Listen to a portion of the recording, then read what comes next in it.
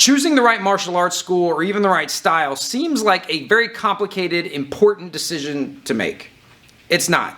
In fact, it's one of the simplest, easiest decisions that there is to make. There's only 2 methods of choosing a school, and they only have a couple of criteria each. In this video, I'm going to tell you everything you need to know in order to select the right martial arts school for you specifically. And no, it doesn't have anything to do with your body type or your age or your background or any of that stuff that you think matters a lot. In fact, for most of you, it doesn't even matter if the place is legit.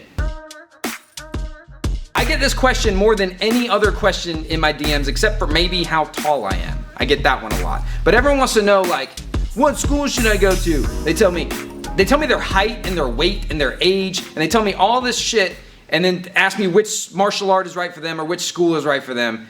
None of that matters. Now, none of that matters for most of you. If you're like, I'm only 5'5", should I try boxing or should I do wrestling? And someone in Reddit is like, oh, if you're shorter, wrestling is better for you. No, like, if you're shorter and you want to do taekwondo or boxing, you just have to be better at it to get the same results than people who are taller. And if you're lanky and weak, wrestling will be harder, but that doesn't mean you shouldn't train it. Your body type has nothing to do with the style or school that you pick. The other big one is like, I just want to know if this place is legit, and they'll send me a link to a school. And like, I look at photos and like, most of the time it's not. But for most of you, that doesn't even matter either. There's 2 methods for choosing a martial arts school. I'm going to keep this real simple.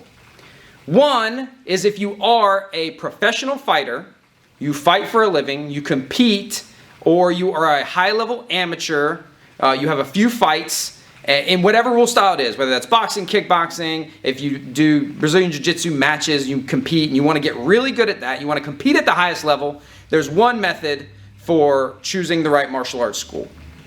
If you're anybody else, even if you want to be a professional fighter, you still don't use the professional fighter method for choosing a school. That might not immediately make sense to everybody, but I will explain it. If you are currently a professional fighter or a high-level competitor in any combat sport, you pick the place that's competing and winning. Also, you're probably not watching a video on how to pick the right school, but maybe you could use this one when people ask you this question. You are simply looking for a place with a proven track record of success in competition.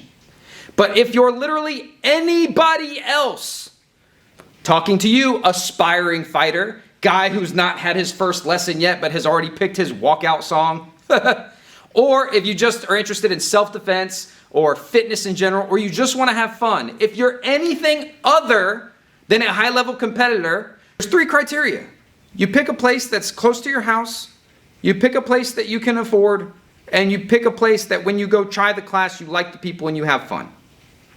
That's it. The criteria is not effectiveness, it's not lineage, it's not certifications, none of that shit matters. And yes, that also applies to people looking for real, effective self-defense. With some caveats, I'll explain. You might be thinking, well, no, I should pick like the best place. I should be at the best place if I want to learn how to defend myself or my family.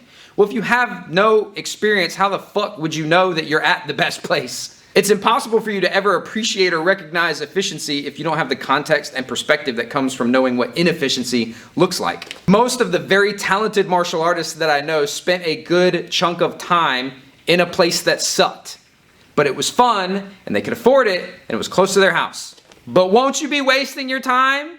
No, because you're having fun doing something you can afford that's close to your house.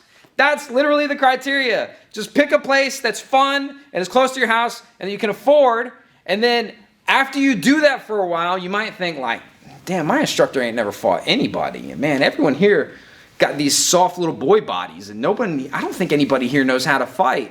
Then you go try another place.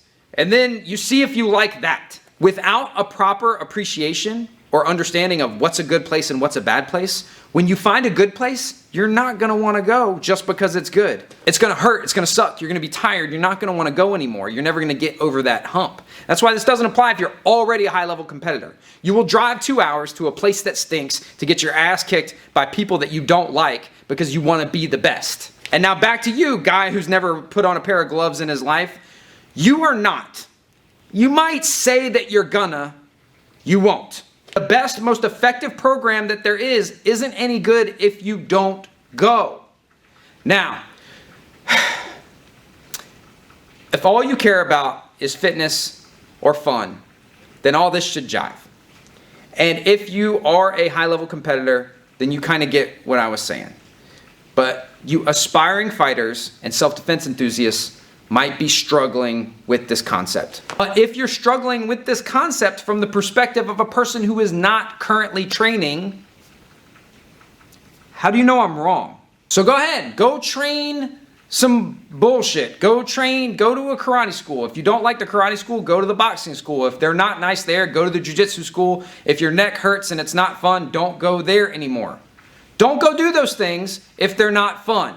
There's no rule that says that the place that you are training at has to be the only place that you ever train at. Maybe you get good as shit at Hapkido for literally no reason at all, and you do that for years and you think it's super cool. You could probably fight okay compared to a guy that's never trained. Then you can go to an MMA school or Brazilian Jiu-Jitsu school or a boxing school or whatever and get your ass kicked and be like, all right, now I need to decide, do I want to learn this or do I want to just stick with what I was doing? Either answer is okay because it's your time and your money. But once you have the context, once you have the foundation, once you can get through a warm-up without gassing out, once you can keep your hands up for an entire round, once you can break a fucking board or whatever, you'll have some context.